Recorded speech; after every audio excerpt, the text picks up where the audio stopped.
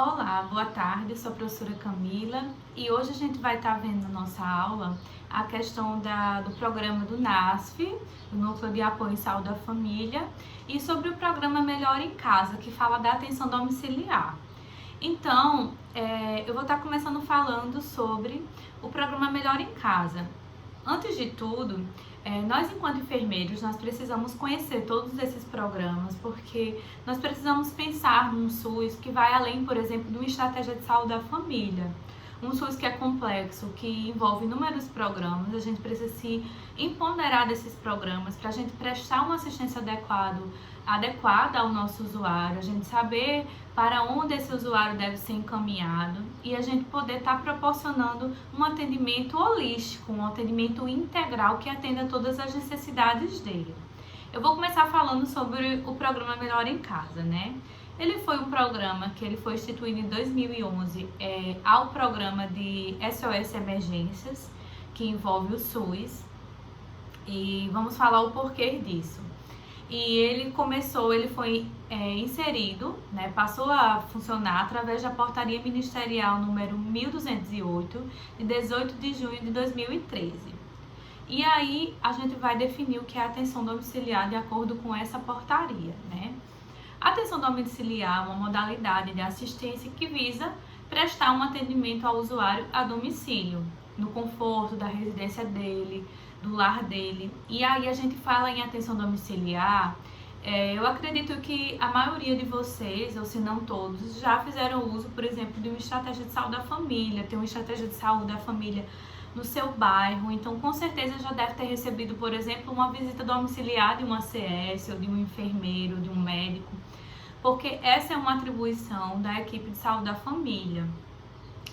Vocês possivelmente viram lá em Saúde da Família 1 a figura do ACS como aquele que vai fazer na equipe a busca ativa, que vai fazer do usuário, que vai fazer esse vínculo entre a unidade e entre a equipe, mas que também é atribuição do enfermeiro a visita domiciliar e do médico.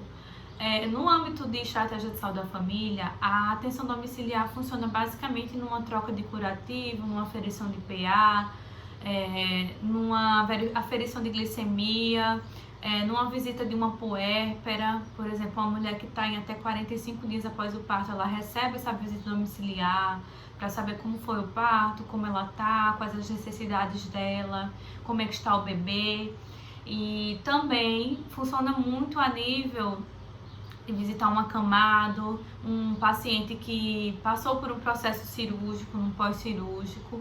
E no âmbito desse programa Melhor em Casa, como é que funciona? Ele é um programa que ele visa promover essa atenção domiciliar para aqueles pacientes, por exemplo, que está num pós-cirúrgico, que está tá acamado ou está muito restrito ao leito, não está conseguindo se locomover bem, está com alguma necessidade específica que de repente não tenha condições da equipe de saúde da família estar indo visitar ele o tempo todo, porque a gente sabe que a saúde da família ela tem outras necessidades, tem outras demandas, tem inúmeros programas para acompanhar. Então, por esse programa, existe uma equipe de profissionais que esses profissionais prestam assistência a esse paciente de acordo com as necessidades dele. Então, é uma equipe formada, por exemplo, por nutricionista, médico, enfermeiro, fisioterapeuta, fonoaudiólogo, terapeuta ocupacional. Às vezes é um paciente que está com uma dificuldade de deambulação, o fisioterapeuta vai fazer essa fisioterapia a domicílio, né? E eles visam também, com isso, garantir uma maior autonomia para o paciente e para o cuidador familiar, aquela pessoa da família que vai estar dando continuidade ao cuidado, porque no momento em que o usuário ele chega na unidade para se cadastrar nesse programa, ele deixa a cópia do RG, comprovante de residência, cartão do SUS, a unidade cadastra ele, faz esse vínculo com a secretaria para cadastrar no programa Melhor em Casa e ele vai ser assistido, mas é preciso que exista a figura de um cuidador familiar para que a equipe possa orientar esse cuidador sobre os cuidados no dia a dia que vai ter com esse paciente, porque é uma continuidade, nem sempre a equipe vai poder estar ali.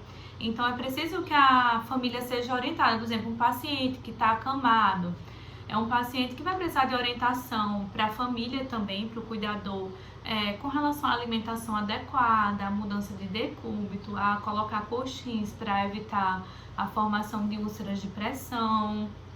É um paciente que vai precisar de a pele estar hidratada, né, para não facilitar esse atrito.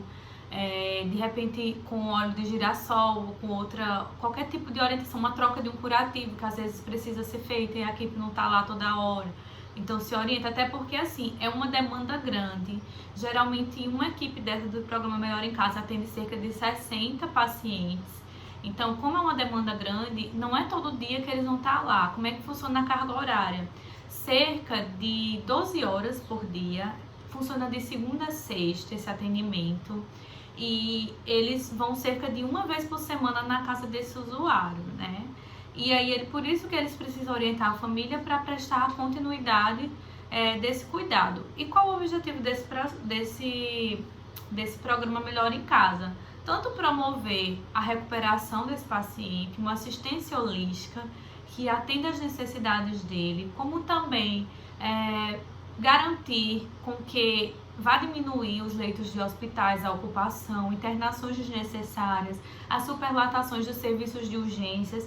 E por essa razão que ele foi implantado dentro desse programa SOS Emergências, porque para que não venha a ter uma necessidade de ocupar um leito de hospital, esse cuidado é feito a domicílio para poder garantir que esse paciente vá se recuperar adequadamente e não precise sofrer uma nova internação ou ficar ali ocupando um leito de hospital.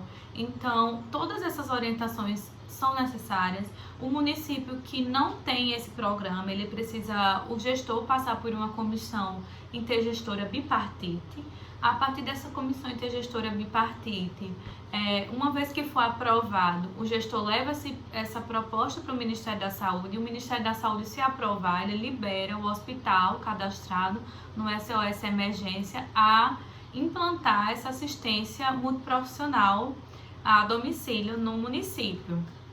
E aí é uma estratégia extremamente eficaz, que tem funcionado muito bem. A gente sabe que, por exemplo, aqui em João Pessoa a gente tem o SAD, o Serviço de Atenção Domiciliar, que faz parte desse programa Melhor em Casa, que eles são vinculados ao município, eles fazem essa assistência. E aí a gente vai para a questão do NASF, né? O que é o NASF? É o Núcleo de Apoio em Saúde da Família. Ele foi criado em 2008. Eles existem em praticamente todos os municípios do país. Como é que ele funciona? É um núcleo, né, como o nome diz, de apoio à saúde da família, porque ele vai estar prestando um serviço de apoio, por exemplo, um serviço que não tem na atenção na estratégia de saúde da família. Por exemplo, precisa-se de um atendimento com fisioterapeuta, não tem fisioterapeuta na unidade de saúde da família, o NASF tem esse fisioterapeuta que vai estar dando suporte. Então, ele é um núcleo formado por vários profissionais. Tem fisioterapeuta, fonoaudiólogo, nutricionista, educador físico, terapeuta ocupacional, psicólogo, entre outros, muitos outros profissionais que podem ter nesse núcleo. O mais comum são esses profissionais que eu citei, mas ele pode ter, por exemplo, um médico internista, um médico do trabalho, um veterinário, pode ter outros profissionais de acordo com a realidade de cada local. E aí, o que é que acontece, gente? Esse NASF, houve muito uma polêmica recentemente. O NASF vai acabar ou não? O que é que acontece? Antes, o NASF, ele precisava atender a uma necessidade do Ministério da Saúde, uma recomendação. Então, ele tinha uma equipe mínima, ele tinha uma carga horária mínima para esses profissionais atuarem.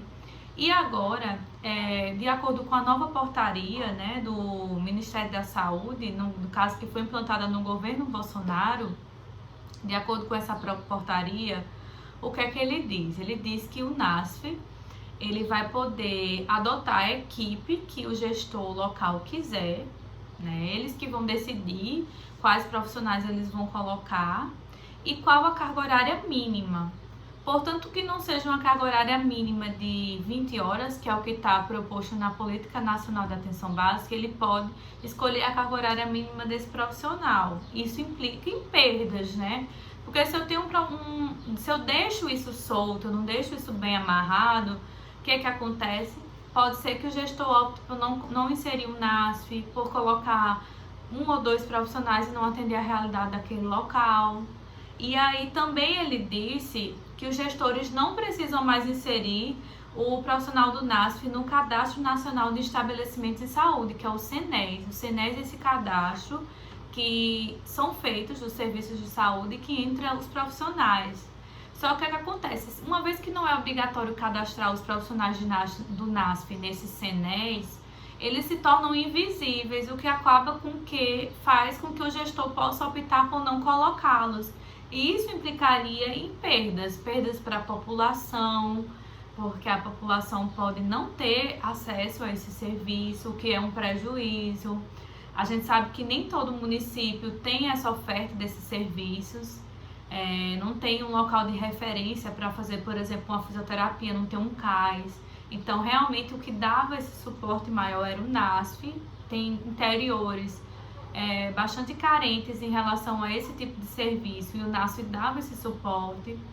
A gente sabe que é uma perda também para essa equipe de profissionais, é menos emprego, é menos acesso, menos abertura. A gente sabe que tem profissionais, por exemplo, um fisioterapeuta, a gente sabe que o campo já é um pouco restrito, e aí o NASF era uma oportunidade maior de acesso deles. Então isso fez com que ficasse muito em aberto. E aí, vai acabar? Não vai. Não é que vai acabar, não acaba. A portaria não diz isso, mas deixa em aberto como se fosse uma decisão do gestor municipal, e isso pode ser um prejuízo. Então eu deixo a vocês a reflexão. O que é que a gente pode fazer enquanto profissionais de saúde para melhorar essa realidade?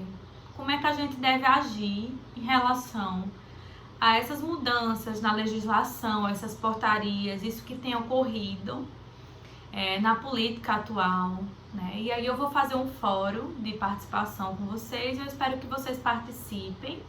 Eu fiz um breve resumo de como funcionariam esses programas. Eu sei que a gente tinha programado seminários, não foi possível. E aí eu tô fazendo aqui um breve resumo para vocês entenderem como funciona. Tô deixando o fórum de dúvidas. Qualquer dúvida vocês podem me perguntar e fiquem muito à vontade, tá certo? Até mais!